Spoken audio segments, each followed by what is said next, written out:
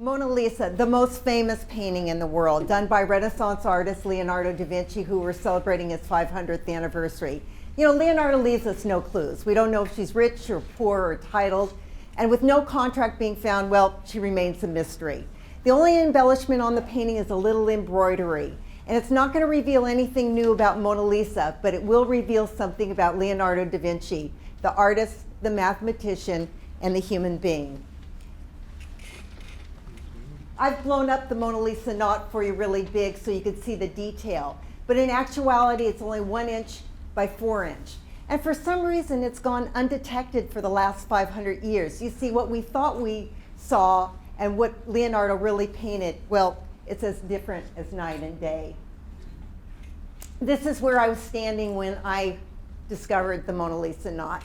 In the mid-2000s, I was a art rep for a Mona Lisa exhibition.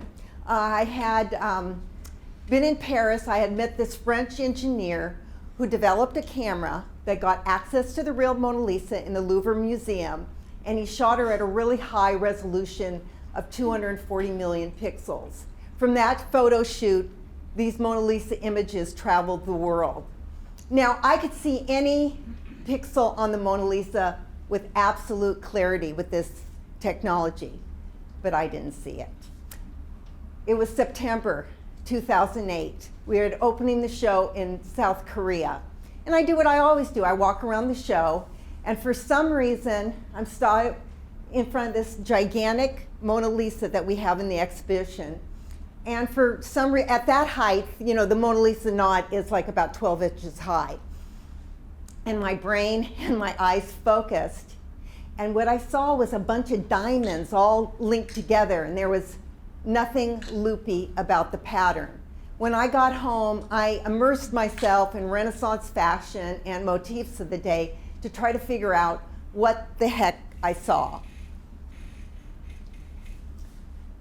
Mona Lisa's attire and where the Mona Lisa knot is located tells us a story. We're in Florence, height of fashion and the fashion guilds. And unlike today, there are rules about what you wear and when you wear it. Everything you see Mona Lisa wearing has been handmade for her, even her underwear. After her dress is made, its final stop is the embroidery guild. And there's only logically 3 people that are going to come up with the Mona Lisa knot. Mona Lisa, the embroiderer, or the artist Leonardo da Vinci. And when it became clear that he was the designer and the inventor of the Mona Lisa knot, I realized what a big risk he took. You see, the Mona Lisa knot would have never been permitted on a frumpy green house dress. And he broke all fashion protocol of the day to do what he did. Then he spends 1 year painting the 1 inch by 4 inch with a type of painting technique known as pointillism. It must have been very, very important to him. Now, the consensus is that Mona Lisa is the wife of a wealthy silk merchant by the name of Francesco Giocondo. And it would have been customary for Francesco to commission the artist Leonardo da Vinci to paint his wife. Well, it's always perplexed me, you know, a wealthy silk merchant. Why wouldn't have he had her lavished in beautiful silks to promote, you know, the family business? Well, the mystery of Mona Lisa continues.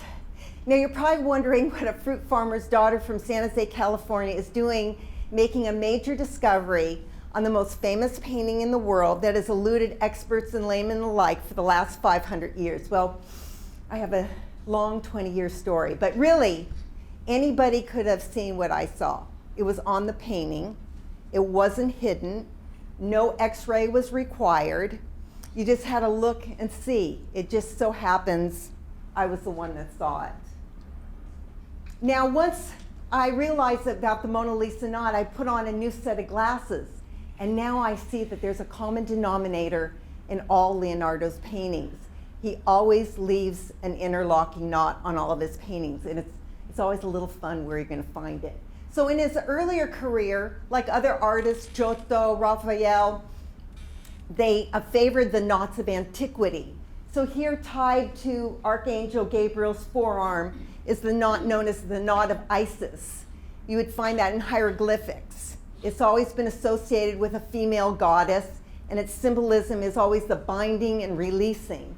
Now, maybe Leonardo's fascination with knots was because of his surname, Vinci. The verb in Italian is vincere, which means to win or capture.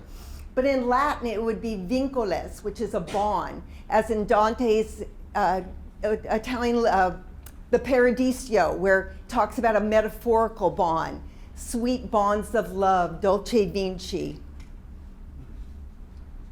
Now, I know you all have seen The Last Supper, but did you notice on the corner of the tablecloth the knot of Isis? Seems pretty deliberate to me.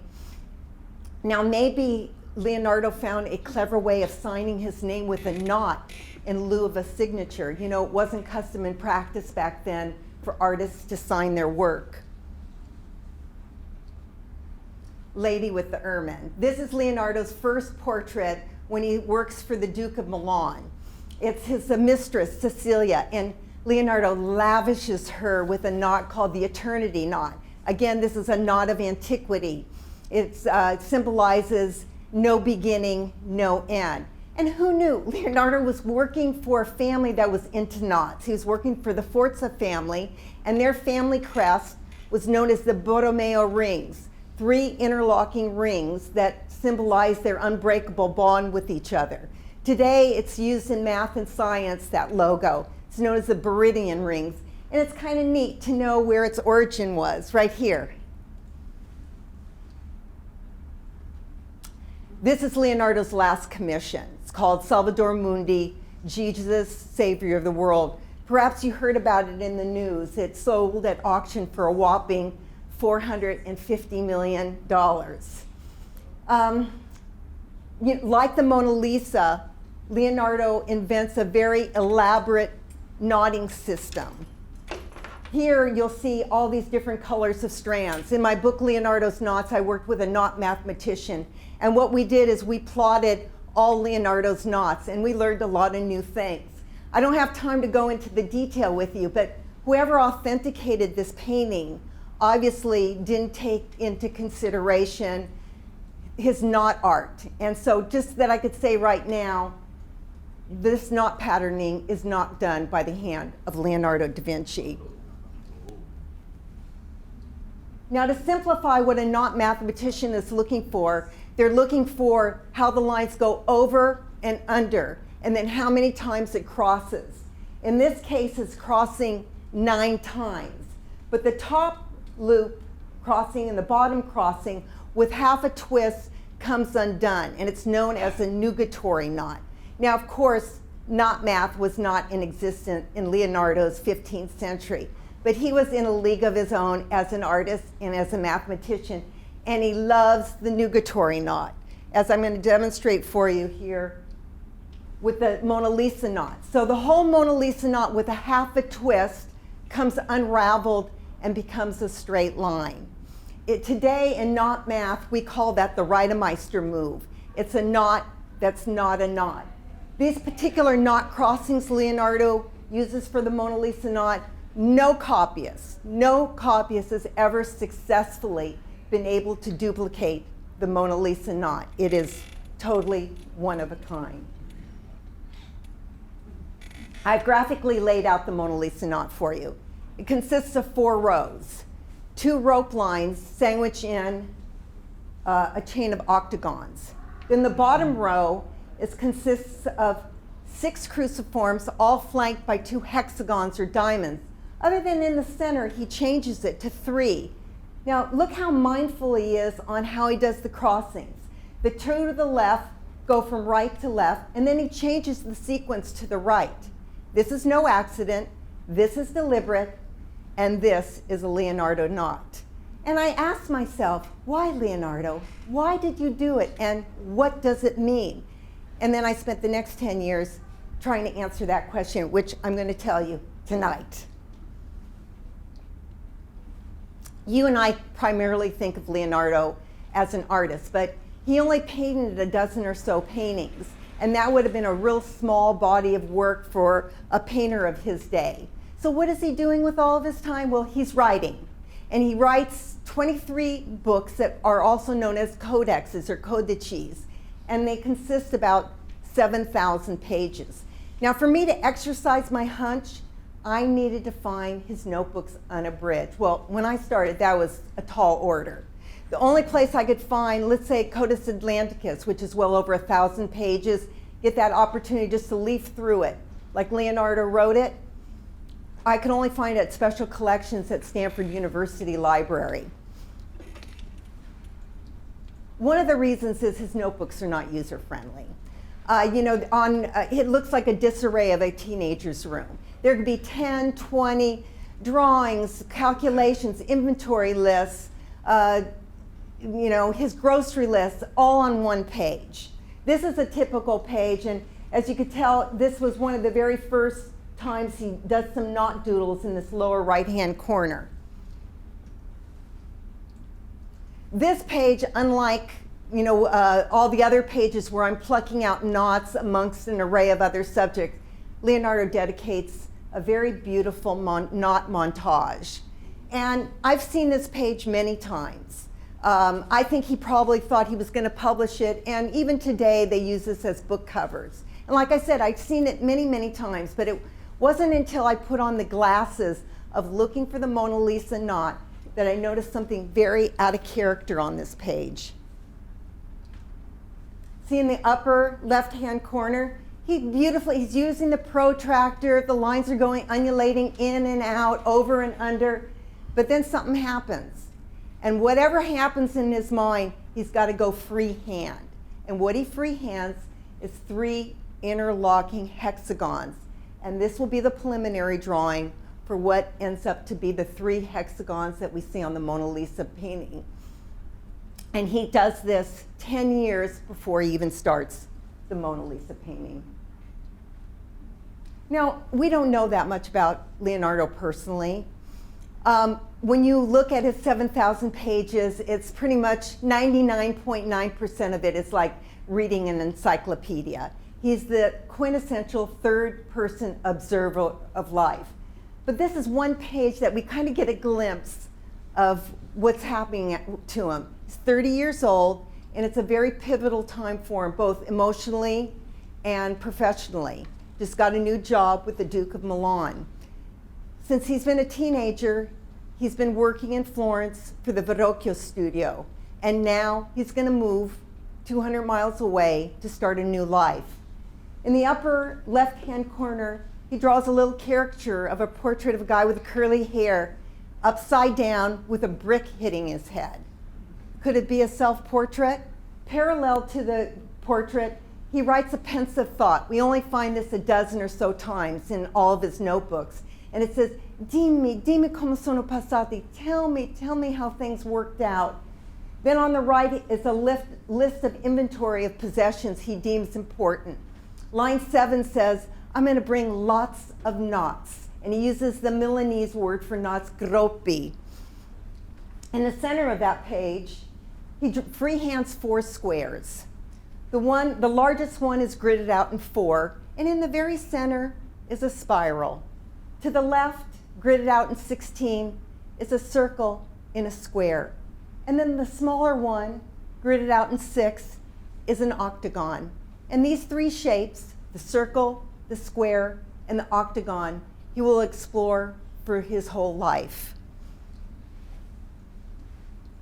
This is the last one he does, 3 years before he dies. Now he's in his studio. He's got the quill, the straight edge, the protractor. He does it in the traditional vertical way, stacked on top of each other. Circle at the top, representing the heavens. The square at the bottom, representing the earth.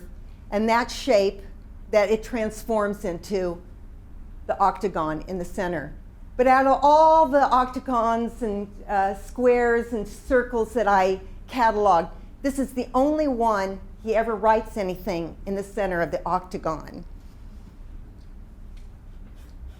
And before I tell you what it says, let me paint you the context in which Leonardo da Vinci paints this painting we know as Mona Lisa. Well, first of all, he hasn't picked up a paintbrush in 10 years. The last time he painted a portrait was that one I showed you called Lady with the Ermine, galored in eternity knots. There's only two ways this painting could come into existence. It's either commissioned or it's freelanced. Freelance was unheard of in Renaissance time. You were a painter for hire. But I believe he did freelance it based on the next set of facts that I'm going to tell you. He starts the painting in Florence in 1503, and then he dies with it in his possession some 16 years later. He's moved a lot of times in those 16 years. And I know you and I think that the Mona Lisa is small. The Mona Lisa is poster size. It's 25 inches by 17 inches. And he's lugging around and moving several times. He goes from Florence back to Milan, then down to Florence, and then to Rome. And then he takes the last 3 years of his life as a retirement under King Francis I in the Loire Valley, into the Italian chagrin. That's why the Mona Lisa is in France and not in Italy. Now, whoever this woman is, there's not one preliminary drawing of this model in his 7,000 pages. And that is more abnormal than normal. See, we have preliminary drawings of some of his most iconic paintings. Last Supper, Leda in the Swan, and even the painting that sold for $4.5 million, Salvator Mundi. But when it comes to the Mona Lisa, zero. The only preliminary drawing we have is of the Mona Lisa knot, the 1 inch by 4 inch, where he starts that knot patterning system 10 years prior than he's starting the painting. And if I could say that the Octagon was his preliminary drawing, I've cataloged hundreds. And I'm here to tell you without a shadow of a doubt that the Octagon was his most favorite shape to draw. And he draws it from the beginning of his career all the way to the end of his career. Now, we assume that the Mona Lisa is the wife of a wealthy silk merchant. But when Leonardo died with this painting in his possession 16 years later, nobody in the Gioconda family made claim. And I don't care what century you're from, if you've made a monetary deposit, which would have been custom in practice, you're going to claim it. And we find no historical documentation that supports that. Now, National Geographic came out with this beautiful commemorative magazine this year to celebrate Leonardo's 500th anniversary. The Renaissance man, defined as a person that is an expert on many things, and indeed he was. An incredible body of work for a man that only lived 67 years. The cover that they choose is his famous Vitruvian Man, framed in with a circle and a square, a reoccurring theme that I showed you where it germinated some 30 years earlier on that one sketch notebook page. His exploration about a circle, a square, and an octagon. Now, there's an irony to Leonardo's life of self-study. He was born out of wedlock, and he is never going to hold a professional title. He's never going to be a lawyer like his father and grandfather. He's never going to be a mathematician like his best friend and mentor, Luca Pacioli. He's never going to be an engineer or a draftsman. He's not going to be any of those things. Now, of course, today we value anything Leonardo da Vinci. Bill Gates bought the only notebook codex in private collection. He paid $30 million in 1994, $1 million a page. But in Leonardo's lifetime, nothing ever got published. Nothing ever got published. None of his inventions ever came to fruition, and none of his notebooks had any value when he died. As prolific as a writer as he was of 7,000 pages, he also favored the nonverbal world of interlocking knots, so much so that he dedicated a lifetime perfecting knot crossings, and that no artist or copyist was ever able to duplicate. They're all one of a kind, and which I will mention that National Geographic did not cover in their commemorative issue. And if I could blow my own horn, I'm the only book that's ever attributed to his knot art, and I'm going to tell you on that minuscule scale, you will see the workmanship of a genius. Now, I don't have to tell you what a big deal it is to be remembered and celebrated as we're celebrating Leonardo da Vinci after 500 years. And I know if he came out of his grave right now, he would be astonished based on his track record during his lifetime. I started this self-study 20 years ago, and I was not looking for the greatest artist, mathematician, or the man who studied a tongue of a woodpecker. I was looking for the human being, and the more I studied, researched, and looked, I couldn't find him, till I stumbled upon the Mona Lisa knot. And then it begged the question, why Leonardo? Why an octagon? A shape never found in fashion, and never on a frumpy green wool house dress.